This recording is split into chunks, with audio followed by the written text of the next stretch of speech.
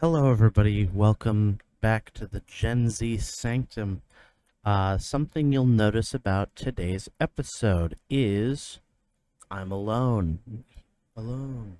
Alone. Okay, I added those echoes in myself. I'm sorry, it sounds kind of dumb now that I do it. But the reason why I'm alone is because Nathan had a little bit of uh, extra scheduling, either issues or wanted to work more this week, so he did some scheduling, and turns out that the scheduling overlapped with the time of recording. So I am recording this on Tuesday night in order to release it on Wednesday because he now works Wednesday evenings somewhere else where we normally record.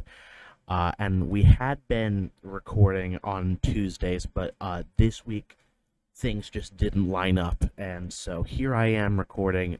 We may record another episode on Saturday, which will be next week's episode, but that hasn't been confirmed, so just in case it doesn't happen, I don't want us to miss a week, so here I am by myself recording a lone episode in which we'll be talking about something very interesting right after small talk.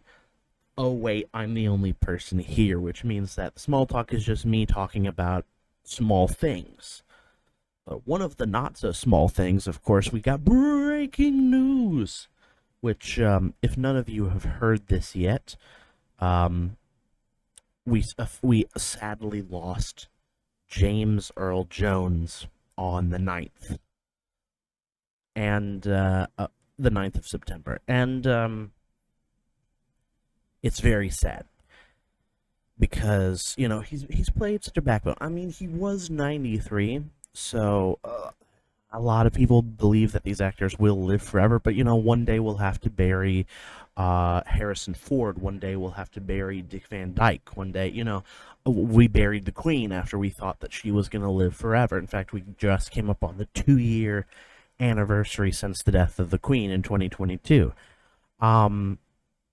So, realistically speaking, we are going to have to sort of be prepared for these things to occur. But today, or rather, the day that this will be released, is 9/11. Surprisingly, we're going to be. I don't think in the last year that we've recorded, we've released an episode on 9/11. So this one's going to be very interesting. Because I'm on my own, I'm going to be doing a bunch of smaller topics to be able to fill the time. Because even though one of the new season requirements was it doesn't have to be 30 minutes, I still think 30 minutes is like the marker at which you think, oh, this is long enough, people will be interested in listening to it instead of a small 20-minute thing. But maybe that's just me. I don't know. I could be completely wrong about that. So during the 9/11 attacks, which were before my time, by the way. I was born June 2002, so I was born after this. So I don't have any, first-hand accounts of any of the stuff that's happening. But I do have up here a Wikipedia page and a .gov, NIST.gov, World Trade Center investigation, and more specifically, Building 7, 7 WCT 7, Tower 7, known as Building 7 or the Salmon Brothers Building, was one of the buildings affected in New York. So we got, the North-South Towers. We've got, of course, the Pentagon. We've got the one that landed in a Pennsylvania field. But what they don't talk about a lot is Building 7, which if you go down here, there's a little illustration of the World Trade Center Plaza, which has, of course, WTC World Trade Center 1 and 2, which of course are the twin towers that everyone talks about. World Trade Center 7 is actually outside the plaza, across Vesity Street to the north, and it's a little uh, trapezoid-shaped building sandwiched between the World Trade Center Plaza, Verizon building, and the U.S. Post Office. This building is interesting because it didn't get hit by a plane, but it still burnt down. And I want to read a little bit about that. So I'm just going to sort of read what's commonly known in the Wikipedia page. So, was an office building constructed as part of the World Trade Center complex in Lower Manhattan. Tower was located a block on a city block bounded by West Broadway, Vesity Street, Washington Street. There's a lot of streets. It was destroyed during the September 11th attacks. The original Tower 7 was 47 stories tall, clad in a red granite out exterior masonry, and occupied a trapezoidal footprint. Yeah. An elevated walkway spanning the street connected the building to the World Trade Center Plaza. The building was situated above the power subsidy, which is, yeah, and then you sort of... Salmon Brothers signed a long-term lease in 1988 and became the anchor tenant of this building. Who are the Salmon Brothers, and what do they do? So this must have gone defunct. Founded 1910, defunct 2003, so shortly after. Acquired by the Travelers Group. Interesting. What did these guys do? Hold on. I want to find out what this. Large investment banking enterprises. Okay. Was nicknamed the King of Wall Street. Interesting. Okay. I'm not getting too, like, into conspiracy theories. I do think that it went down just about it how it went down and is reported on the news. So the explosions went off inside of the building and it wasn't a plane and blah blah blah blah blah. Like, you've heard I'm sure that, if you spend any amount of time on the internet, you've heard all of them. You've heard it all. I just want to talk about this building in particular because it's often glazed over because they talk about the towers or the Pentagon or the one that goes down the field. This one's not as talked about. So let's talk about this a bit. So, let's see. We've got transfer trusses. Let's see. The history. The groundbreaking ceremony was hosted on October 2nd, 1984. The building was opened 1987 as part of the World Trade Center. The Salmon Brothers, 1988, withdrew from plans to build a large complex and instead agreed to a 20-year lease for the top 19 floors of this building. Okay. And then getting acquired, going defunct and getting acquired 2 years after this attack. That's kind of interesting. Well, I'm sure they lost a lot being in this building. Having this building collapse I'm sure that would have probably, affected a lot of things. I bet there's probably some companies that were in the Twin Towers, that went defunct shortly after because of the sheer loss that this caused. But that's another episode and another rant for another podcast. We're talking about Building 7 in particular. Let's see. After the World Trade Center bombings of February 26, 1993, let's bring this up because a lot of people forgot about this. The 1993 World Trade Center bombings was a terrorist attack carried out by Al-Qaeda. So when a van detonated below the North Tower of the World Trade Center, urea nitrate hydrogen gas enhanced device was intended to make the North Tower collapse into the South Tower, taking both skyscrapers and killing tens of thousands of people, including a pregnant woman, and caused over 1,000 injuries. About 500 people evacuated. So only 6 people died, including a pregnant woman. Caused thousands of injuries. 500 people were evacuated. But the buildings didn't didn't go down that day, unfortunately. Or not unfortunately, I shouldn't say it like that, but you'd think that if they knew how to plan it well, it would have gone down, which tells us how just sturdy these buildings were. Below the North Tower, so it would have been okay. I know this is an audio podcast, but I'm just looking back at the picture of the plaza where the two towers stood, and so I'm trying to position where exactly this would have taken place. But anyway, New York City mayor back to the other thing. New York City mayor decided to situate the emergency command center and associated fuel tanks at World Trade Center 7, Tower 7. Although this decision was criticized in light of the event of 9/11, the fuel in the building is not believed to have contributed to the collapse of the building. Fascinating. Final 10. At the time of September 11, Tex Salmon Smith was by far the largest trade center. Other major tenants include ITT Hartford, the Hartford, American Express Bank, Standard, okay. Securities and Exchange Commission, Internal Revenue Service Regional Council, the Secret Service. There was a lot in this building.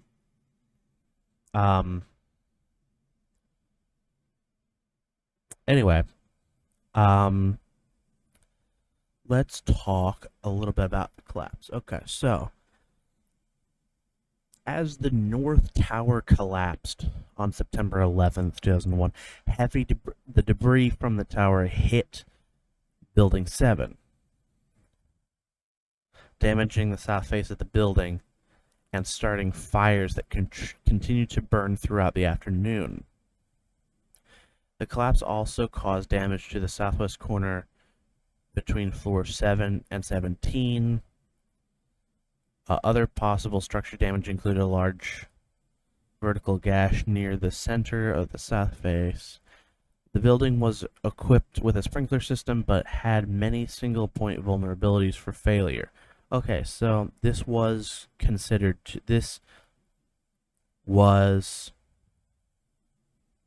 already not going well. Like, there were specific fail-safe systems that had failed. Not so fail-safe, I might add.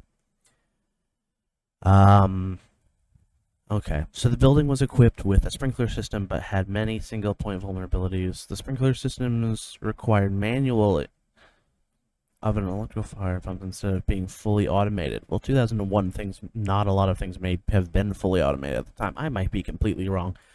I'm not an expert in this at all. I'm just reading what's in front of me. The floor level controls had a single connection to the sprinkler water system. The sprinkler system required some power for the fire pump to deliver water. Additionally, the pressure was low and a little or no water fed to the sprinkler. Okay. After the North Tower collapsed and firefighters entered the World Trade Center 7 to search the building, they attempted to extinguish small pockets of fires, but low water pressure hindered their efforts. Over the course of the day, fires burned out of control on the building 7. The flames were visible from the east of the building during the afternoon. The fire also, throughout the whole floors. At approximately 2 p.m., firefighters noticed a bulge at the southwest corner of the building, a sign the building was unstable and might collapse. During the afternoon, firefighters also heard creaking sounds coming from the building. At 3:30 p.m., the chief of operations decided to halt rescue operations, surface removal, and searches along the surface and debris near the 7th tower and evacuate the building due to concerns safety personnel. The fire expanded the building, causing some to collapse. This led to the northwest corner column 79, which was exceptionally large, to buckle below the 13th floor, causing the floors below it to collapse in the trails. Okay. The structure also developed cracks, blah, blah, blah, blah, blah. This collapse started at 5:20 p.m. when the east mechanical penthouse started crumbling. Different times are given to what the building That's what time the building completely collapsed at 5:21 according to FEMA, at 5:20 according to NIST. There were no casualties associated with the collapse, thank goodness. Found no evidence to support. NIST found no evidence to support conspiracy theories such as the collapse being the result of explosions. It found that a combination of factors, including physical damage, fire, and the building's unusual construction, set off a chain reaction to collapse. And I'm sure that they did some investigation into the Twin Towers collapsing, and yet conspiracy theories still, conspiracy theories still exist about the whole thing. In fact, I want to tell a little personal story. There's a girl that I was once friends with that I kind of very much dislike now because she. There's a whole story I won't tell you about, but she was actually a big conspiracy theorist, and one of the many conspiracies she believed in, including the Holocaust didn't happen, was that other things led to this attack and that it wasn't the planes that took the building down. They were prepping it for demolishment to create this, and the built planes were just sort of the icing on top. And I do not believe that at all. And it was awful. Just the fact that she stuck to that so hard, and I couldn't convince her otherwise. But, some people will not be convinced of much of anything. In May 2002, so right before I was born, the Federal Emergency Management Agency, FEMA, issued a report on the collapse based on preliminary investigations conducted jointly with structural engineering, blah, blah, blah, blah, blah.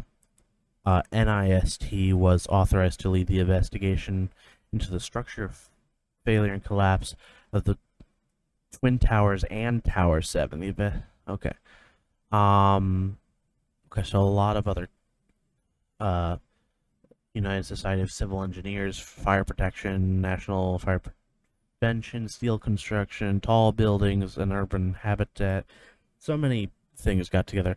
The bulk of the investigation of World Trade Center 7 was delayed until after the reports were completed on the Twin Towers. Yeah, so even then they were like, the Twin Towers are the most important thing. Let's glaze over Tower 7 and get back to you later.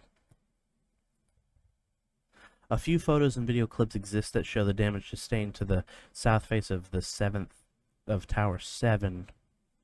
The ABC News helicopter captured footage of the south face of World Trade Center 7, including the glimpse of the gash extending approximately 10 stories. This is very interesting because, like, imagine all the people who had this happen. Like, it was like, what, 8 in the morning, 8, 9 in the morning when the planes hit? They collapsed, everybody panicked, and then they were like, okay, maybe it's over, maybe it's not. And then this tower collapses. I'm sure people, like, were sort of finally beginning to settle out into the evening, like, starting to come to terms with what just happened, and then another building collapses, and I bet it just sent off a bunch of people again, like, oh, it's not over yet, and a bunch of people probably went back into high gear after this building collapsed. Maybe. I wasn't there, so who knows. Let's see. Okay, so there was more reports. This followed, and let's see. November 2008, NIST released its final report, the cause of the collapse of the World Trade Center. Was followed by a 2012 peer review summary. Okay. In this investigation, NIST utilized some, let's see, ANSYS and to model events leading up to the collapse. Okay. And then LSDYAN models to simulate the whole thing. Okay. Determined that diesel fuel did not play an important role, nor did the structure damage from the collapse of the Twin Towers or the transfer elements, trusses. Okay. The lack of water to fight the fire was an important factor. Okay.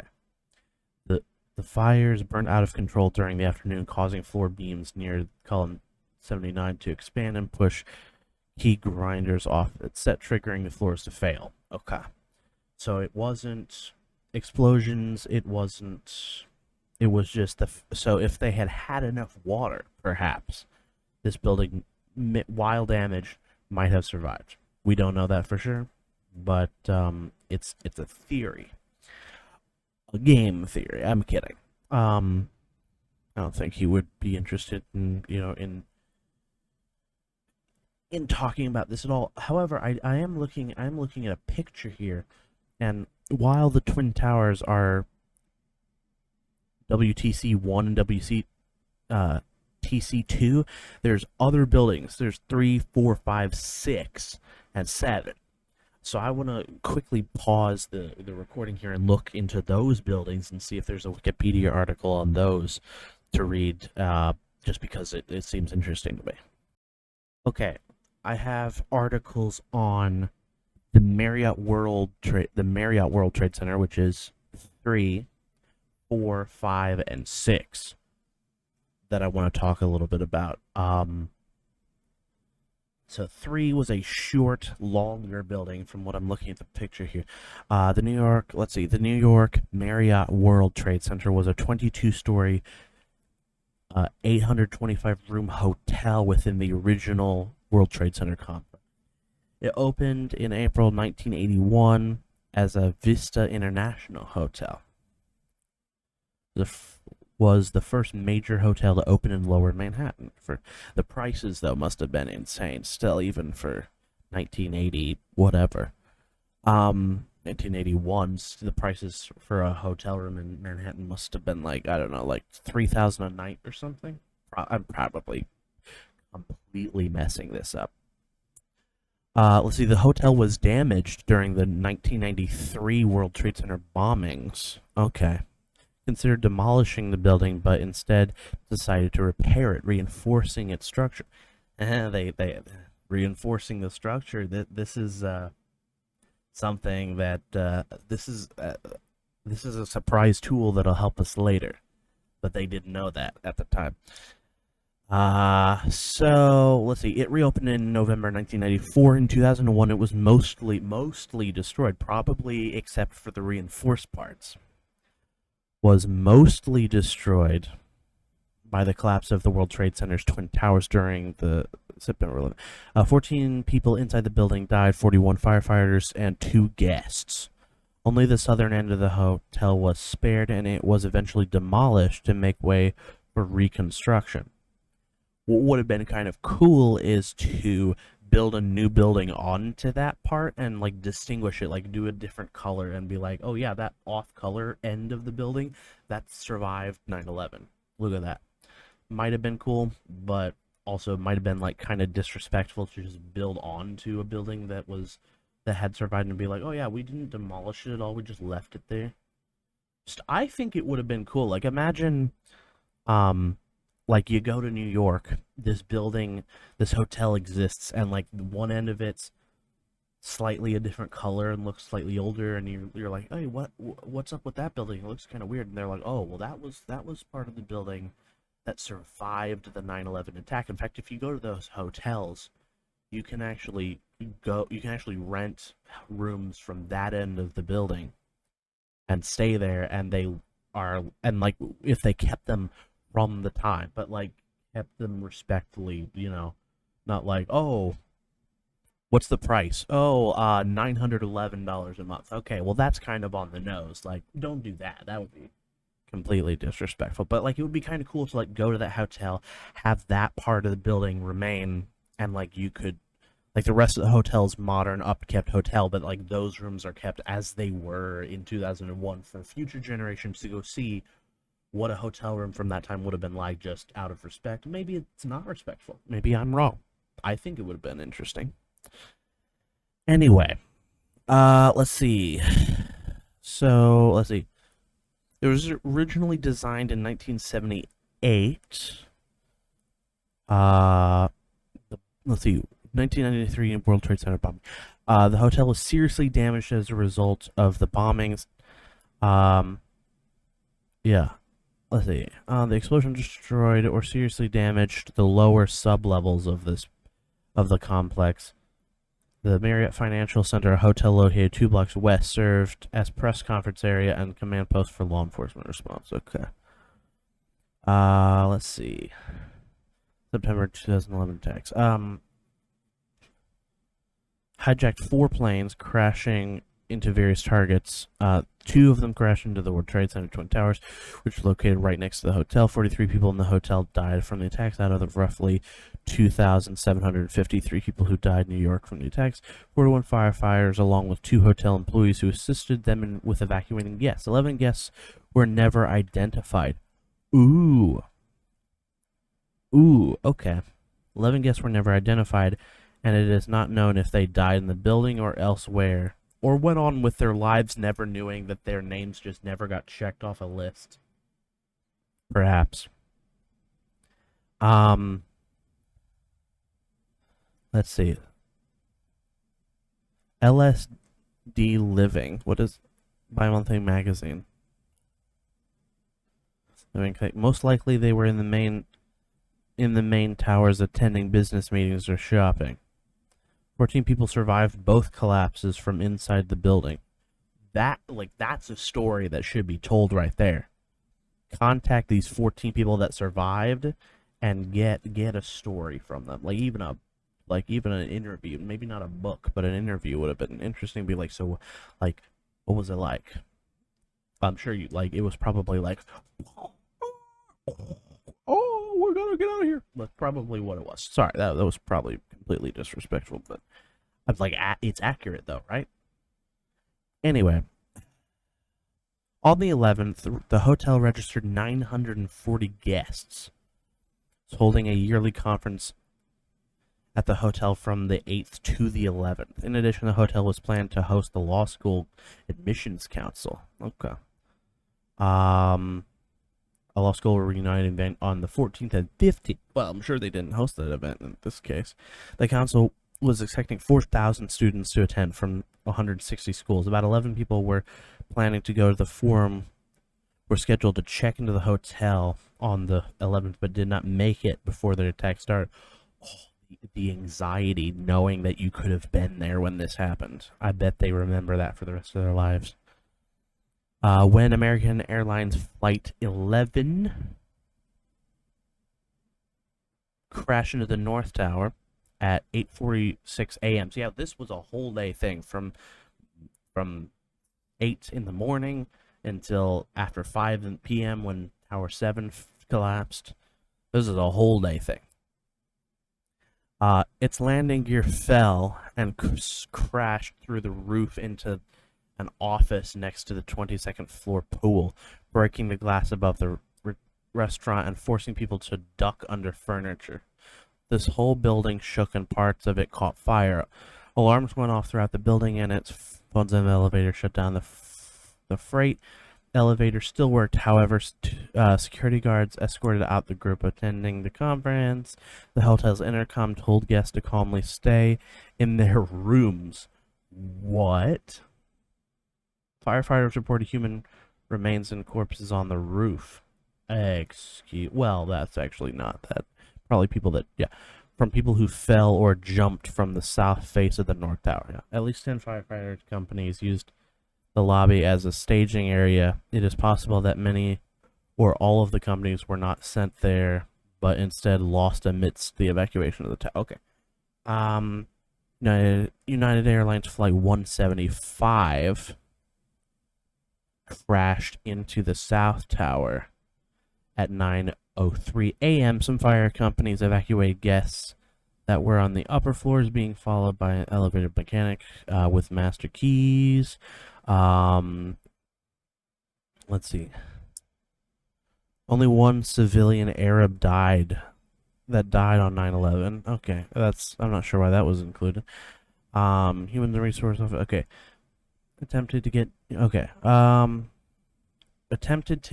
a new version of the hotel registry, but their computer systems had shut down, so he found the most recently printed copy and set an emergency phone numbers. Okay. Collapse of the Twin Towers. Collapse of the South Tower at 9:59 a.m. crushed the middle of the building, creating a large gap that nearly split the hotel. Splitting the hotel nearly in half. The lobby was filled with debris, but nevertheless acted as a shield for Firemen, police, and hotel staff due to its reinforcements after the bombing. See, I told you the reinforcements would come in handy. Um, 7 firemen from okay. Middle of the hotel, 21st floor, 4 of whom died. Around 17 people in the evacuation effort were still alive on the 3rd and 4th floors. 3 firefighters on those floors went upstairs to find a fireman who's radioing a mayday signal. On half the building was near the South Tower. 3 civilians and 3 firemen trapped on the 3rd floor escaped to a reception room on the 2nd floor by crawling through an opening in the wall. Okay. Which probably fell from the tower. Interesting. Okay. Collapse of the North Tower at 10:28. It destroyed the rest of the hotel, aside from a small section surrounding the southern stairwell. This section would have collapsed if not for its reinforcements made after the 19. Yeah, see the reinforcements I told you. There were 14 survivors trapped in this section on the 2nd floor. This included 13 firemen from Company 74 hotel guests evacuated from his 13th floor room. The group found a hole in the building and threaded either a rug or a drape through and climbed down. Okay. I'm sure there's probably a story about that. After this destruction, Bill Marriott, the businessman who owned the hotel, delivered a speech to his employees on the 20th where he thanked them for their work. Thanks for your work. You are coming back to work, though, soon, right? I'm kidding. Some manager would have been like that, right? And announced they would be employed until at least October 5th and covered by hotel's health insurance for a year. The guests staying at the Trade Center, the Marriott Financial Center, which also damaged during the attack, were sent to 7 other Marriott hotels in the city. At those locations, security was increased and cancellation fees were waived. Well, that's the least you could do for them. January 2022, the remnants of the hotel were dismantled to make way for reconstruction. Cool.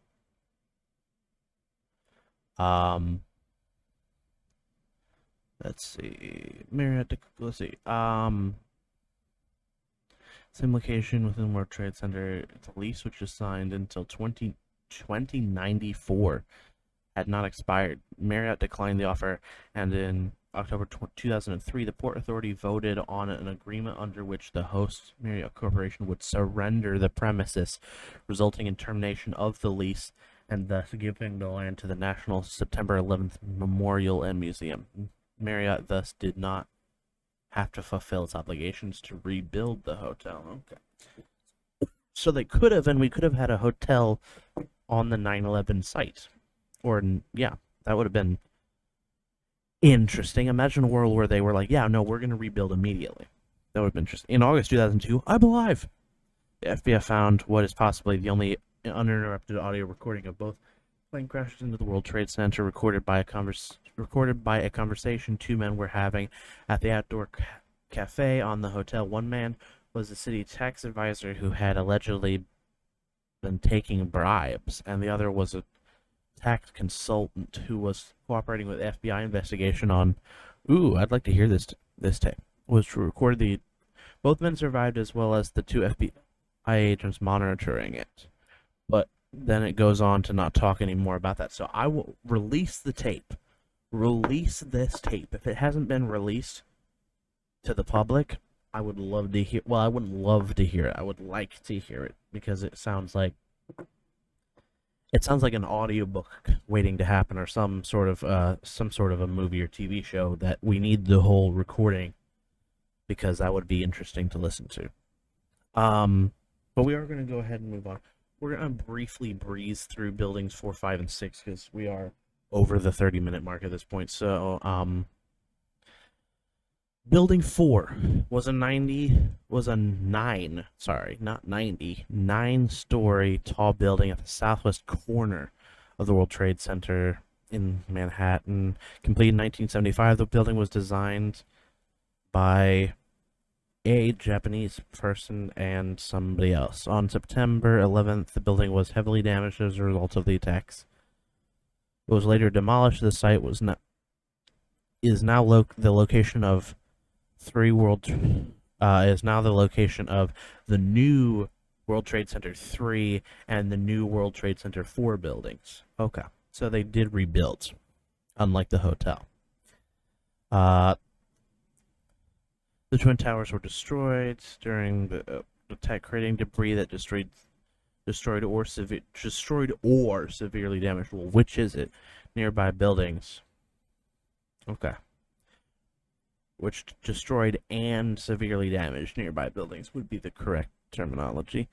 Maybe not. Such as the original fourth World Trade Center. Much of the southern two-thirds of the building was destroyed. The remaining north portion virtually destroyed as a result of the collapse of the South Tower. The structure was subsequently demolished to make way for reconstruction, of course. Tenants. Let's see, we got a German multinational investment bank, New York Board of Trade, Overseas Chinese Banking Corp, Green Tea Association, the Elderman, and then some other restaurant and bar. Very fascinating. Anyway, not anyway, but Tower 5. Here we go. Tower 5 was a low-rise building in Manhattan. Boasted 9 stories and was opened in 1972. The building was damaged during the 11th attacks and later demolished. Its former site is now the location of the World Trade Center Transportation Hub and the proposed 2 World Trade Center. Okay, so the 2, because now there's 1 World Trade Center building where there was 2, but there is a proposed second building. I haven't heard about this. But 5 WTC was originally a steel-framed 9-story low-rise office building built in 1970 and 1972, and then was opened. The building was designed by the same. Okay, the structure was okay. The Chambers Street and World Trade Center subway stations were located directly east of the building, and one exit to the station was available through the lobby. Okay. Was the least damaged building of the entire complex. Floor 2 and 9 suffered partial collapse or fire damage as a result of September 11th attacks, while floors 1, 2, 3 were not damaged. The building's security and structural integrity on its upper floors were partially compromised due to the impact of steel and other debris from the North Tower. Other collapsed sections were due to fire damage. Portions of internal collapse and burnout were found on upper floors, mainly 6 to 8. The black exterior suffered severe fire damage.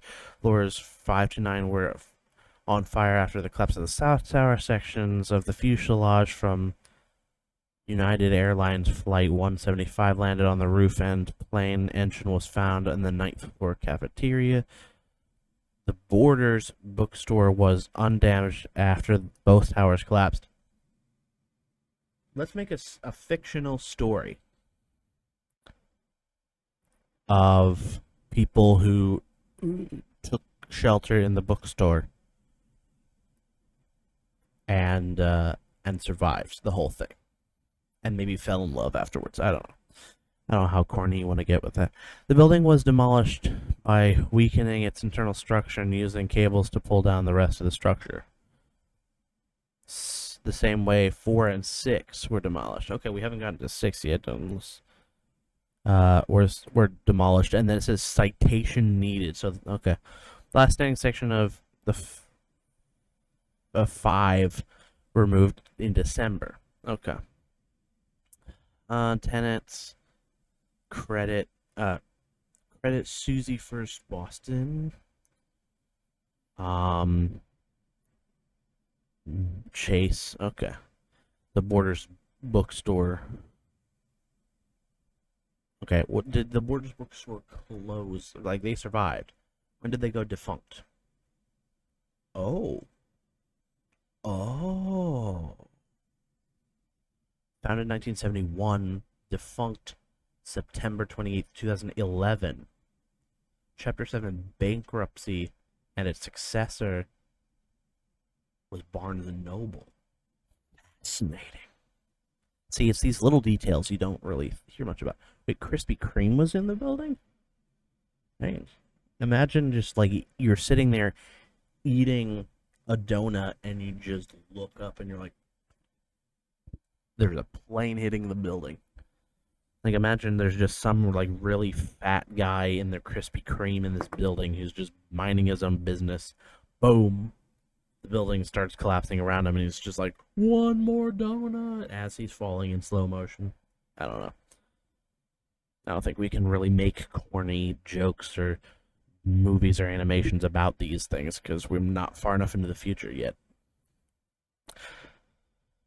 Huh. Well, fascinating. Now, last tower, 6. 6 was an 8-story building in Lower Manhattan. It was opened in 1974. Okay. Had the fewest stories. The building served as the U.S. Customs House for New York. It was demolished in late 2001 due to the damage sustained by the collapse at the North Tower. Okay, it's now the site of the One World Trade Center and the Performing Arts Center. The Paris Lam. I can't say that correctly. Was proposed in 1968. Was built in 1973. Okay. September. Let's see. Who were the? So U.S. Customs Service, U.S. Department of Commerce, Bureau of Alcohol. Okay. United States Department of Labor. And that's about it. So it was a governmental building. Okay. During the September 11th attacks, the collapse of the North Tower destroyed large sections of this building. 2 days later, within the crushed section of the building, 2 steel beams connected in the shape of a cross were found, believed to be debris from the tower. The beams have since become known as the World Trade Center Cross, which I will look up, and displayed within the September 11th. Oh, okay, so yeah, they're straight up were 2 beams and a cross like this, which were found very fascinating.